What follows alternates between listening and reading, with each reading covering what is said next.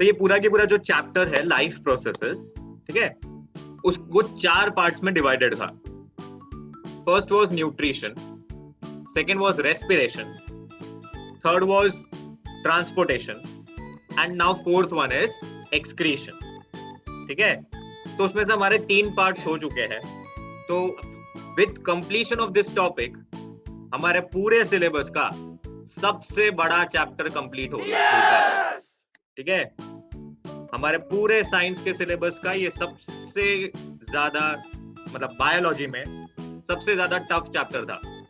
ठीक है, और बायोलॉजी में ही सबसे ज्यादा लेंथी चैप्टर था. Okay, so now let us start with our last topic which is structure and function of nephron. ठीक है, okay, so now in humans we have a pair of kidneys. Pair मतलब 2. तो हमारे पास 2 kidney होती है. ठीक है, और किडनी का मेन फंक्शन जब भी पूछा जाए तो तुम्हें पहला वर्ड लिखना है ऑस्मो रेगुलेशन. ठीक है, लिख लो ये वर्ड फटाफट. The primary function of kidney is osmo regulation. Okay, osmo regulation मैंने लिख दिया है स्क्रीन पर.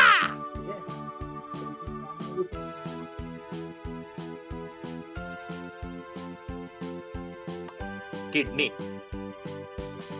Now what is this word osmo regulation? इसका मतलब समझते हैं. तो ऑस्मो का मतलब होता है anything which is related to water. हमने 9th में पढ़ा था. ऑस्मो मतलब something related to water, right?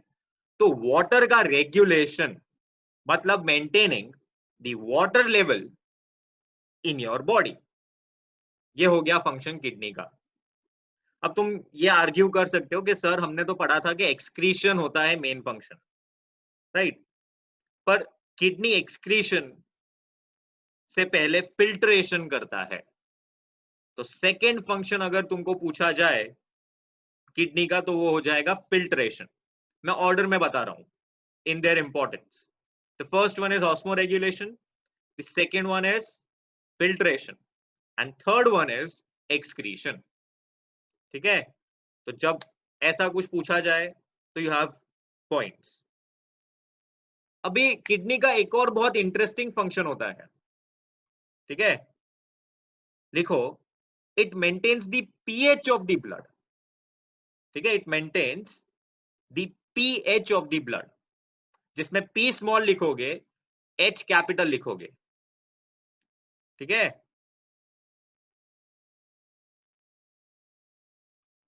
मेरी गंदी हैंडराइटिंग आ गई है तो देख लो. ठीक है, तो पीएच ऑफ द ब्लड. अब ये पीएच मेंटेन कैसे करता है उस पर अपन आते हैं. पहले अपन पूरा के पूरा फंक्शन पढ़ते हैं किडनी का. अब एक एस्टिमेशन लगाते हैं कि एक दिन में, ठीक है, इन 1 डे हमारी किडनी कितना फिल्ट्रेट प्रोड्यूस करती होगी. मतलब कि हमारी किडनी एक दिन में कितना वेस्ट प्रोड्यूस करती होगी. ये किडनी हमारी बॉडी का सबसे सबसे कंजूस ऑर्गन है. बराबर, तुम्हारा कोई बेस्ट फ्रेंड भी इतना कंजूस नहीं होगा जितना किडनी होती है. ठीक है, किडनी से कंजूस कुछ नहीं है, वो अभी तुमको पता चल जाएगा. ठीक है, ओके. तो एक दिन में हमारी जो किडनीज होती है वो approximately 180 litres of waste produce करती है. अप्रोक्सीमेटली 160 टू 180 के बीच में होता है ये. ठीक है, 160 टू 180 लीटर. अब इमेजिन करो, यदि इतना यूरिन हमारी बॉडी से बाहर आता एक दिन में 180 लीटर, तो स्टोर कहां करते भाई? ठीक है, हमारी पॉपुलेशन इतनी ज्यादा है, करेक्ट? तो अब 180 लीटर हमारी बॉडी से बाहर तो आने वाला नहीं है. ठीक है, मतलब जितना बॉडी में नहीं होगा उससे ज्यादा तो बाहर आ जाएगा. ठीक है, तो ऐसा गंदा गंदा हमको करना नहीं है। तो किडनी क्या करती है, इस 180 लीटर को वो कन्वर्ट कर देगी इनटू 1.8 लीटर्स। समझ में आया? मतलब सिर्फ 1.8 लीटर्स ही एक्चुअल वेस्ट है जो बॉडी के बाहर आने वाला है। ठीक है, अब तुम सोचो कितना कंजूस है, 180 लीटर का उसने 1.8 लीटर कर दिया। अब इतना कंजूस तुम्हारा बेस्ट फ्रेंड तो नहीं होगा। ठीक है, ओके, समझ में आ रहा है सबको? राइट, तो 180 लीटर से 1.8 लीटर। आज का हमारा जो टॉपिक है वो हम ये देखने का प्रयत्न करते हैं कि ये 180 से 1.8 हुआ कैसे। ठीक है, और बाकी का तुम मैथ्स कर लो, मेरा मैथ्स इतना स्ट्रांग नहीं है। ठीक है, बाकी का जो बचा 178 point something point 2, I hope correct. ठीक है, वो जो मतलब उसके साथ क्या हुआ। ठीक है, आज का हमारा मेन टॉपिक वो है। ओके, तो फटाफट देखते हैं कि एक्चुअली हम जो किडनी को इतना महान बोल रहे हैं, जो कि होता है वो, ठीक है, मानो कि ना मानो, ठीक है, kidney is one of the most underrated organs in our body. जब हम ब्रेन और हार्ट की बात करते हैं तो इंपॉर्टेंट ऑर्गन में कोई किडनी बोलता ही नहीं है। मैंने तो सुना है लोग स्टमक भी बोल देते हैं। ठीक है, स्टमक भी इंपॉर्टेंट होता है, ऑब्वियसली इंपॉर्टेंट होता है, राइट, पर किडनी का कोई नाम नहीं लेता है। बट अगर किडनी नहीं होगी तो अभी तुमने देखा कि भाई 180 लीटर, एंजॉय योर डे, ठीक है, इन योर वॉशरूम ओनली। ठीक है, ओके, एनीवेज, तो अब देखते हैं कि एग्जैक्टली किडनी में होता क्या है। बिफोर दैट, ये है डेफिनेशन ऑफ एक्सक्रीशन। ठीक है, right it down, this is the definition of excretion. तो अगर 1 मार्क में तुमको सिर्फ डेफिनेशन पूछा है तो ये तुम्हारा डेफिनेशन हो गया।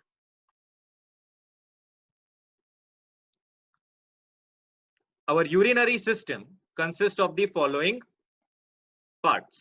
4 पार्ट्स दिए हैं, लिख लो फटाफट।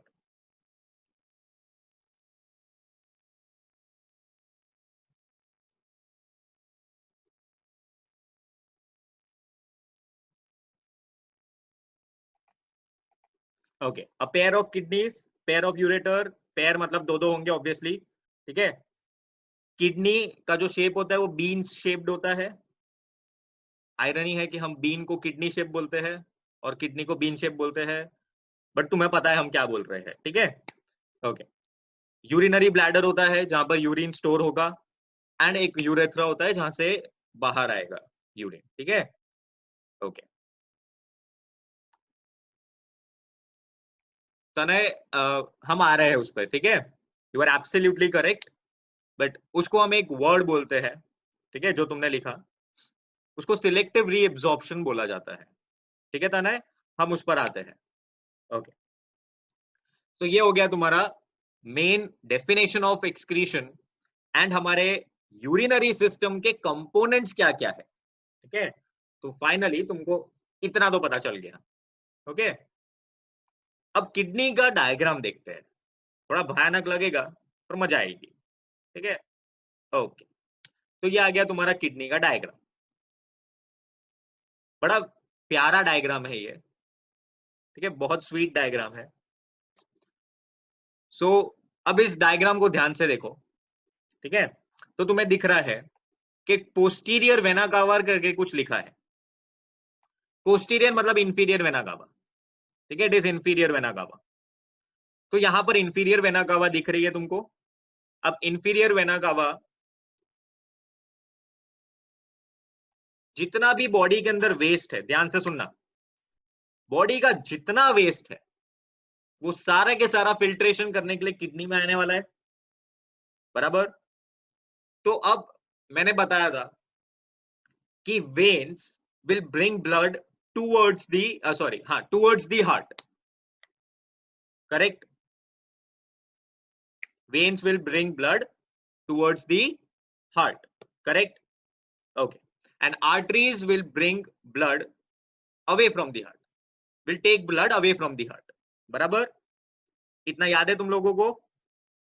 ओके, तो अब ये जो पार्ट है, ये जो रेड वाला, इसमें लिखा है कि ये बेसिकली ये ऑर्टा है, ठीक है, this is aorta, and aorta will then get divided into renal artery, ठीक है।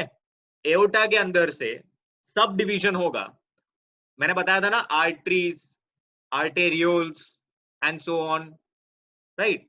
तो वैसे ही हमारी सबसे बड़ी आर्टरी जो ऑर्टा है, वो एओर्टा डिवाइड होगा, ठीक है, और वो डिवाइड होके रीनल आर्टरी के अंदर अपने सेक्रीशंस को लेके जाएगा, ओके। अब रीनल आर्टरी सारा के सारा कैसा ब्लड कैरी कर रहा है? नाइट्रोजिनस वेस्ट वाला blood. Do not gate confused, ध्यान से सुनना, स्पेलिंग इग्नोर करना रॉन्ग हो तो। नाइट्रोजिनस वेस्ट, तो रीनल आर्टरी और रीनल वेन में से ज्यादा नाइट्रोजिनस वेस्ट कौन प्रोड्यूस, मतलब किस में होगा? तो आंसर आएगा रीनल आर्टरी। यहां पर ऑक्सीजनेटेड डीऑक्सीजनेटेड ब्लड के बारे में बात नहीं कर रहे हैं, ठीक है, यहां पर हम बात कर रहे हैं नाइट्रोजिनस वेस्ट की। तो जो ब्लड किडनी की तरफ आ रहा है, हार्ट से दूर, तो किडनी की तरफ, ठीक है, तो जो किडनी की तरफ आएगा उसको तो फिल्टर करना बाकी है ना, ठीक है। तो कैसा ब्लड होगा? जो नाइट्रोजिनस वेस्ट रिच ब्लड होगा, ठीक है, नाइट्रोजिनस वेस्ट ब्लड रिच होगा। सुनाई दे रहा है ना सबको? आवाज आ रही है? ओके,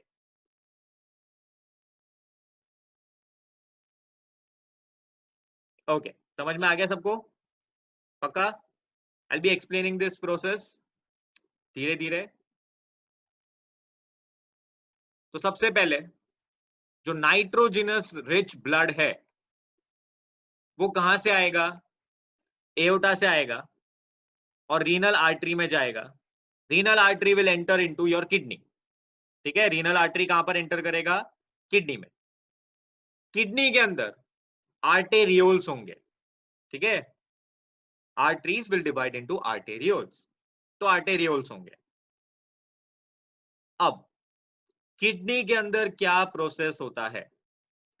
किडनी के अंदर एक बहुत बहुत बहुत इंपॉर्टेंट चीज है, जो मैंने बोला था ना कि ये हमारे कंजूस दोस्त दोस्त से भी ज्यादा कंजूस है, वो ये चीज है, इसको बोलते हैं नेफ्रॉन, ठीक है।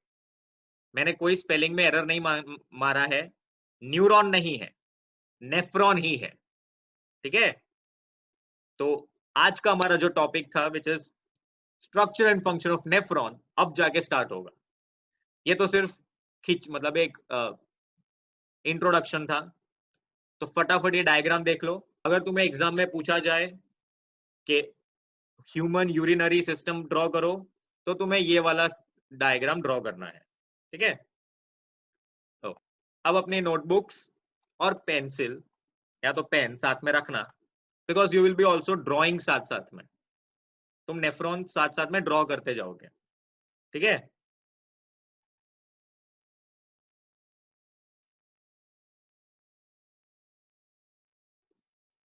तो जो सबसे पहला पार्ट है ये हमारा नेफ्रॉन है, ठीक है, मतलब कंप्लीट नेफ्रॉन नहीं है, स्टेप बाय स्टेप है। इतना मतलब इतना डायग्राम ड्रॉ कर दो फटाफट, ठीक है, give you just 2 minutes, 2 minute में हो जाएगा ये। जल्दी से डायग्राम ड्रॉ कर लो।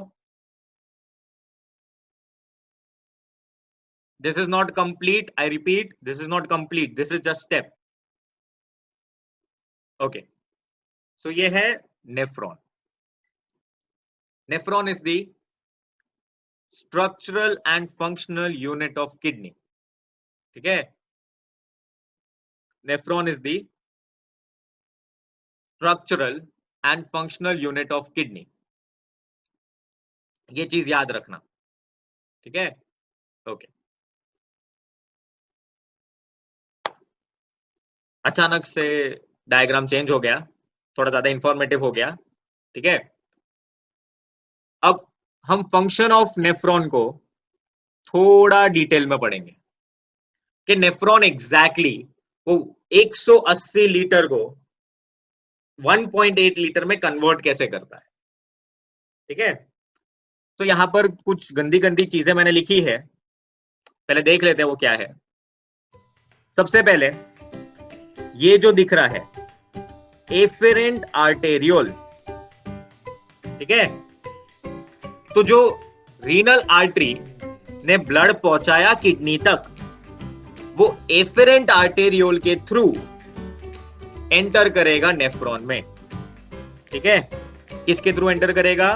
Efferent arteriole. अब यहां पर दो आर्टेरियोल्स है, एक एफेरेंट है और एक इफेरेंट है। कंफ्यूजन ना हो इसलिए मैं इसको ऐसे याद रखता हूं कि ए वाले से ब्लड आएगा तो एफेरेंट आर्टेरियोल से ब्लड आएगा और इफेरेंट से एग्जिट हो जाएगा, ठीक है। तो ऐसे तुम याद रख सकते हो कि ए वाले से ब्लड आएगा और ई वाले से एग्जिट हो जाएगा। तो एफरेंट आर्टेरियोल जितना भी नाइट्रोजनस रिच ब्लड है, ठीक है, नाइट्रोजनस वेस्ट वाला ब्लड, वो लेके आएगा नेफ्रॉन तक और वो एंटर करेगा ग्लोमेरुलस में। ग्लोमेरुलस इज दिस रीजन, जो हाईली कॉइल्ड रीजन तुमको दिख रहा है, ये वाला जो रीजन है highly coiled region, this is glomerulus, ठीक है। तो एफरेंट आर्टेरियोल will bring जितना भी ब्लड है इनटू ग्लोमेरुलस, ठीक है। अब यहां पर हमारा फर्स्ट स्टेप होगा यूरिन फॉर्मेशन के लिए, first step, and this first step is already noted down, glomerular filtration. The filtration which occurs in glomerulus is known as glomerular filtration.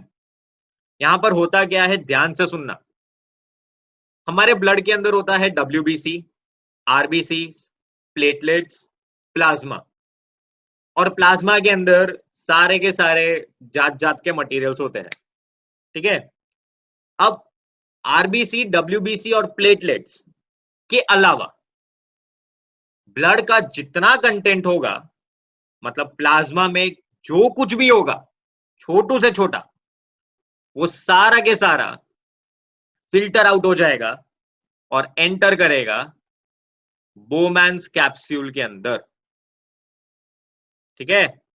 ये जो कप शेप्ड रीजन दिख रहा है तुमको, ये सी शेप्ड कप है, इसको बोलते हैं बोमैन्स कैप्सूल, ठीक है। तो ग्लोमेरुलस के अंदर जो फिल्ट्रेशन हुआ, फिल्ट्रेशन ही हुआ क्योंकि वहां पे टाइनी पोर्स होते हैं और ब्लड फोर्स से आएगा, ठीक है।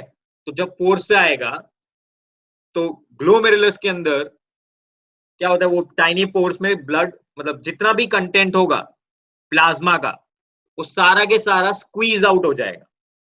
और स्क्वीज कहां पर हो जाएगा? इनटू दी बोमैन्स कैप्सूल, ठीक है। इसका एनिमेटेड वीडियो है, मैं लास्ट में दिखाता हूं, पहले समझ जाओ, ठीक है। तो अब first is glomerular filtration.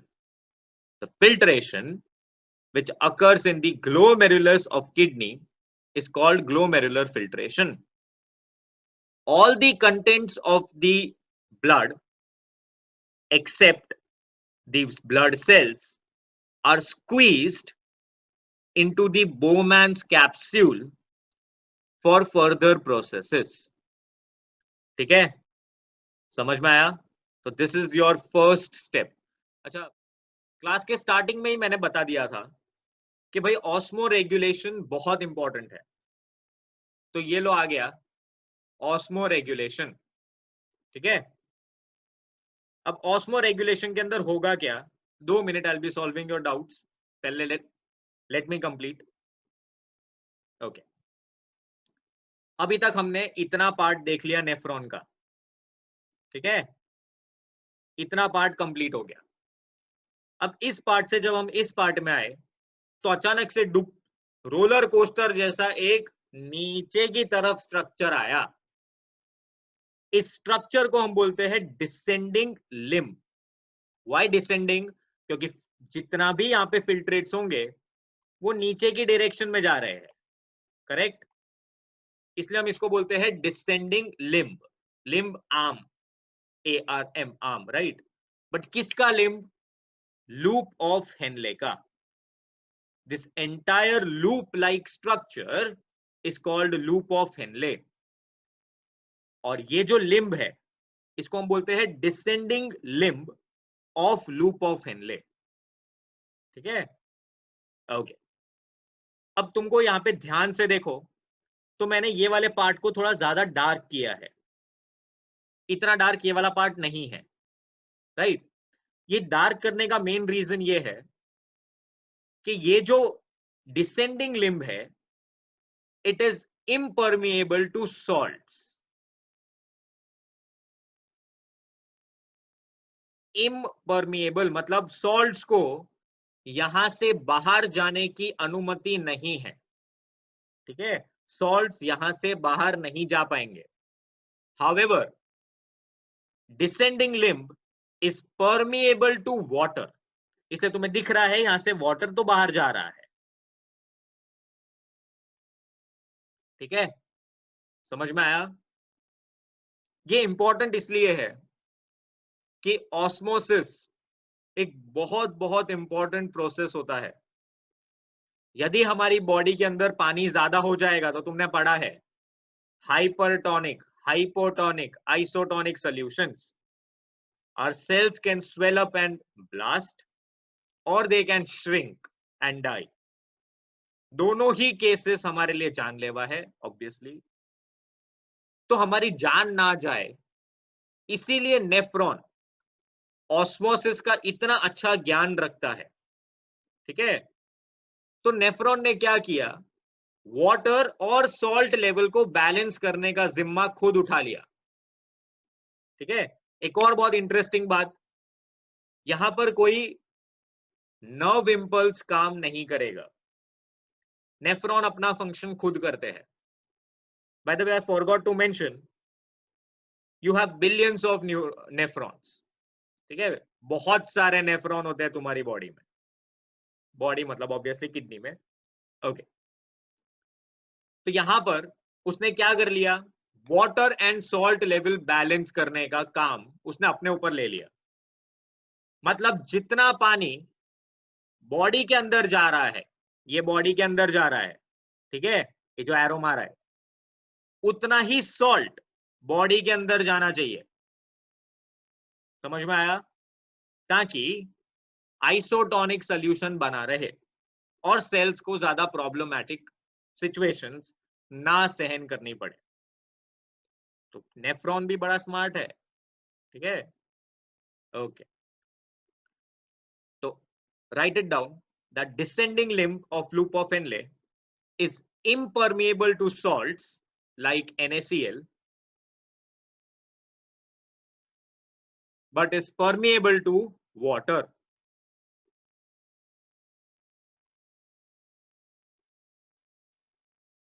but is permeable to water।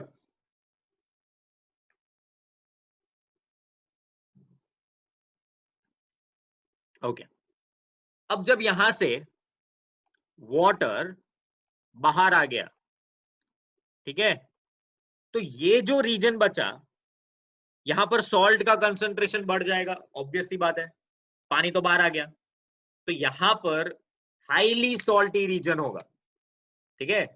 This is the highly salty region of nephron. Kidney का जब तुम हायर स्टैंडर्ड्स में पढ़ोगे तो किडनी में एक पार्ट होता है जिसको बोलते हैं मेड्यूला, ब्रेन वाला medulla, same spelling but function अलग है, ठीक है? ब्रेन इधर नहीं होता है, आई होप पता हो, ठीक है? तो यहां पर इस रीजन को मेड्यूलरी पार्ट ऑफ किडनी बोला जाता है, ठीक है? तो medullary part of kidney is highly salty, okay? या तो basal part of loop of Henle, base का पार्ट, बट बायोलॉजिकली हम उसको बोलते हैं मेडुलरी पार्ट ऑफ किडनी। जितने भी नेफ्रॉन्स होते हैं उनके loop of Henle medullary region में जाते हैं, making the medullary part of kidney highly salty.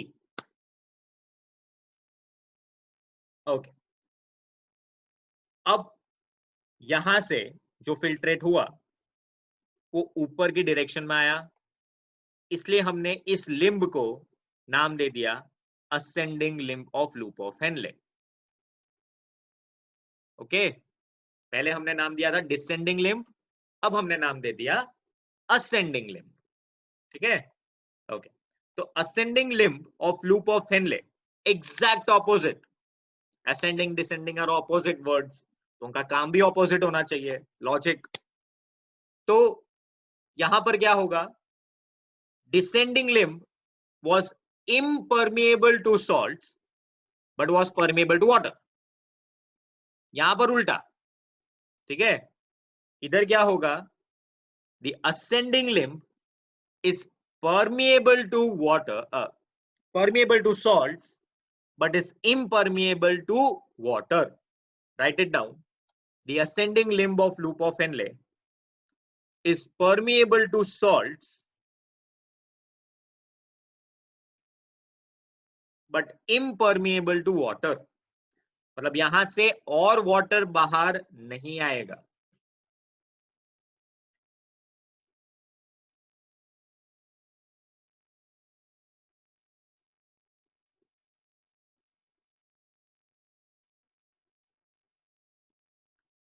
लेकिन यहां से क्या बाहर आएगा, सॉल्ट्स बाहर आएंगे। ठीक है,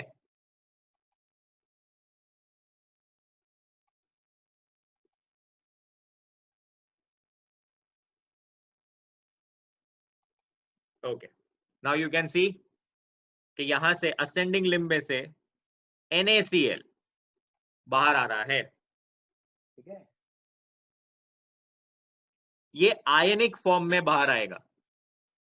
सोडियम के आयंस पहले आएंगे, क्लोराइड के आयंस नेगेटिव पॉजिटिव की वजह से, मान लो अगर सोडियम पॉजिटिव भाई साहब निकल गए तो हमारी केमिस्ट्री ये कहती है और फिजिक्स भी कि पॉजिटिव और नेगेटिव अट्रैक्ट करेगा।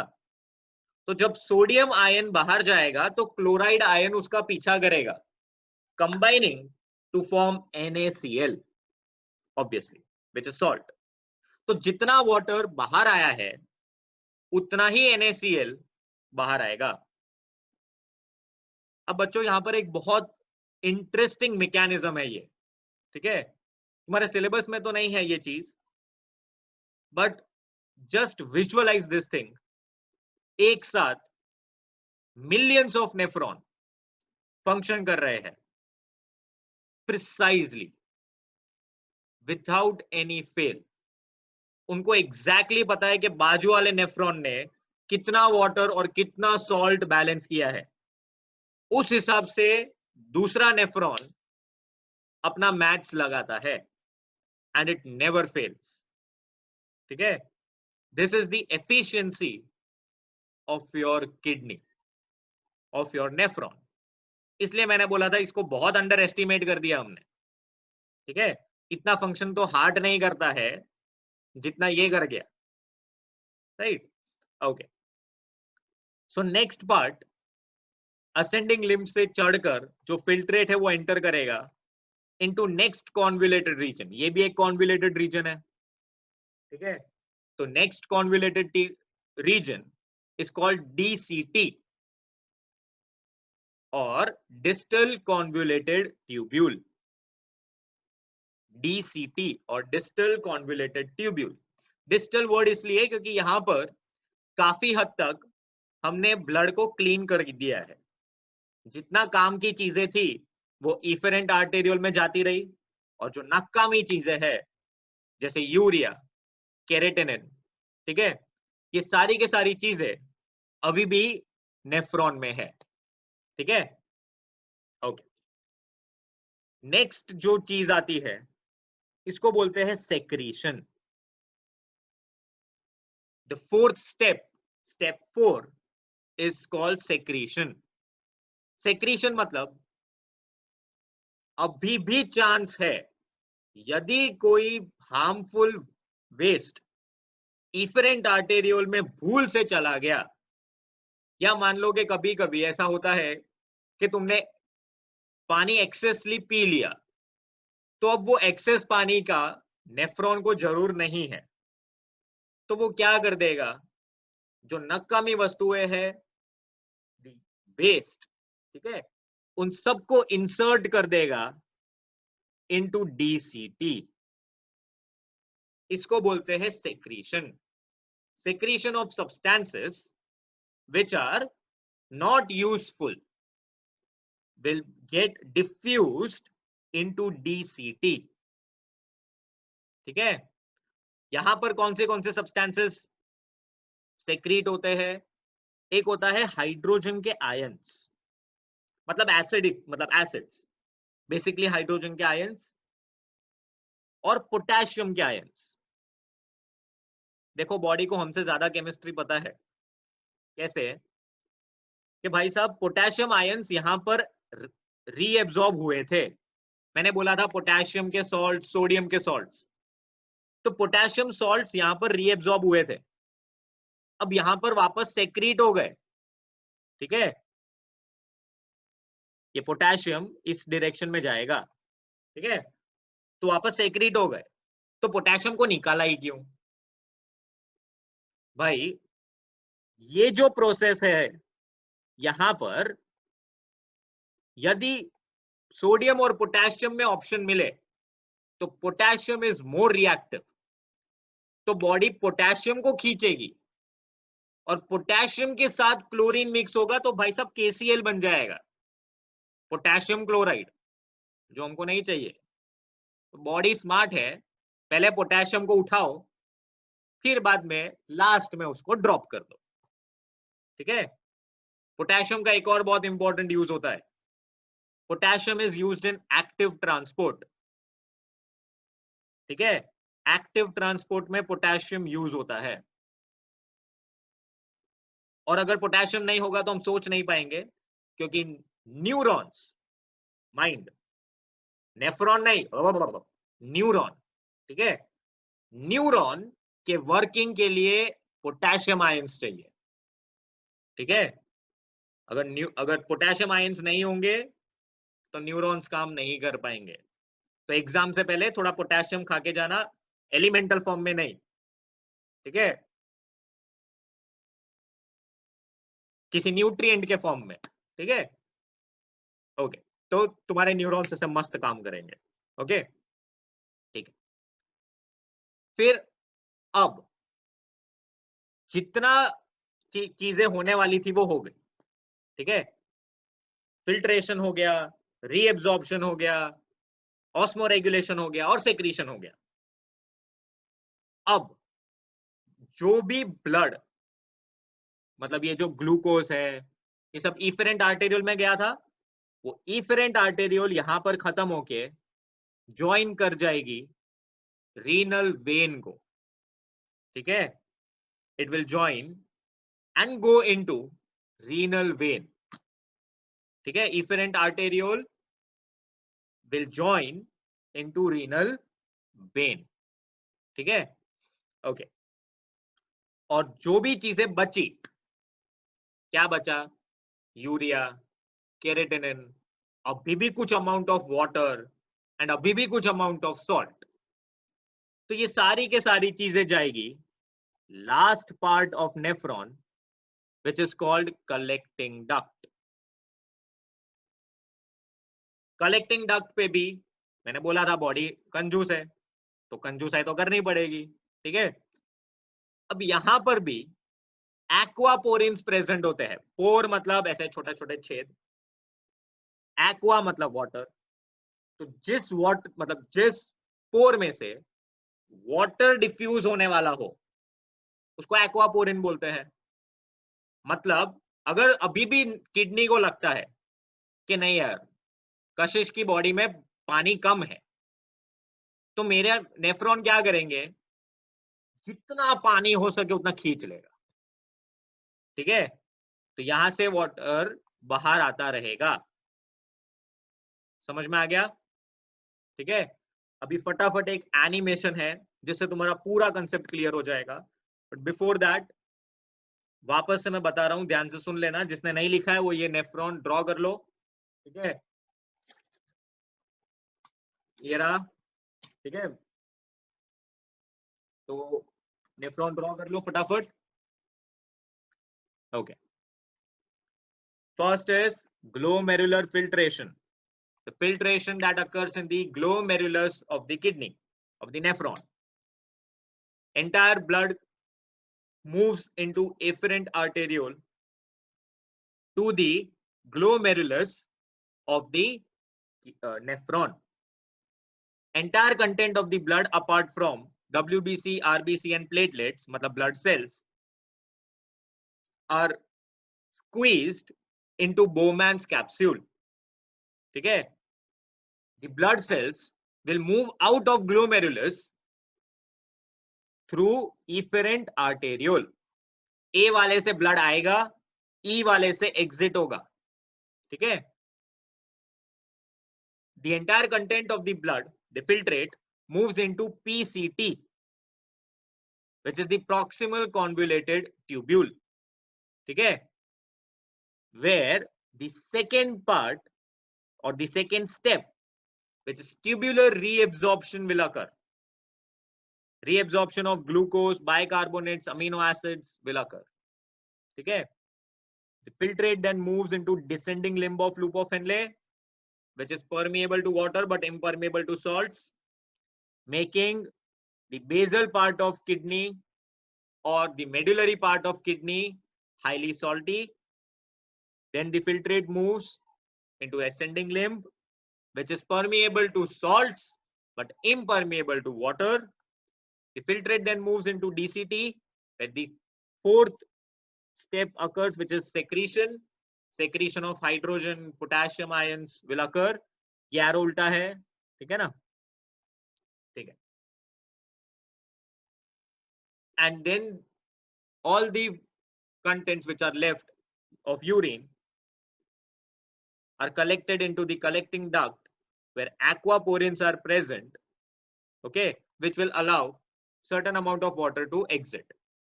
This entire thing is controlled by a hormone called ADH.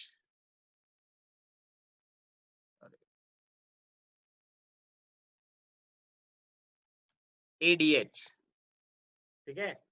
इसको हम बोलते हैं एंटी ड्यूरेटिक हार्मोन.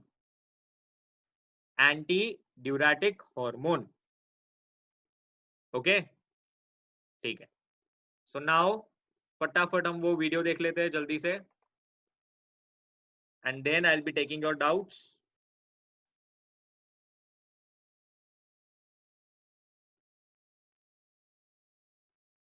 देखो फटाफट.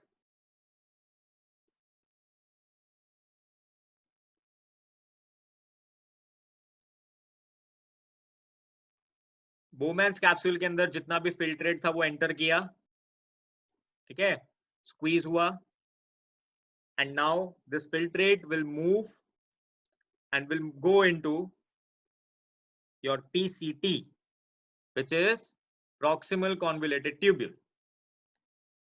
अब देखो ये कितने सारे यूनिट्स थे और ये कितना कम हो जाएगा.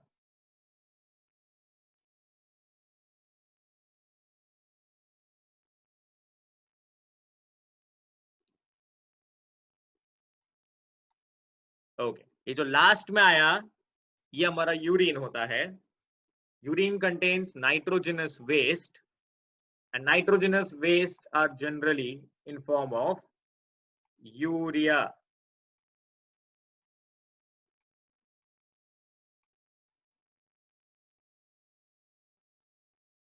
ठीक है, ओके, ठीक है.